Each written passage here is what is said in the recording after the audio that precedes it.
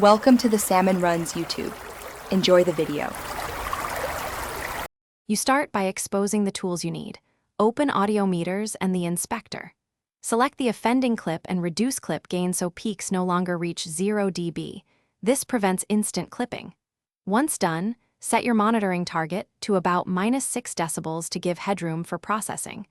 Make sure to use a good pair of headphones or monitors so you can hear subtle distortion. Now you've prepped the clip and the session. Move to corrective processing to fix the remaining peaking. Once your clip gain is lowered, add corrective plugins. Start with channel EQ to surgically reduce resonant frequency peaks using a narrow Q. This removes harsh buildup that causes apparent peaking. Next, insert a compressor with a moderate ratio, medium-fast attack and release to control dynamics without pumping. Set threshold so it acts on peaks. Finally, add a limiter or loudness effect and set the ceiling to -0.5 dB to clamp any remaining transients.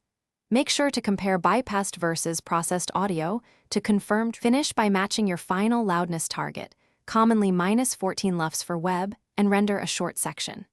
Check rendered audio on the meters and listen for intersample clipping or distortion. Peaks can reappear after processing. If you still hear harshness or clipping, lower the overall output gain or revisit the EQ to tame remaining peaks, then reapply the limiter.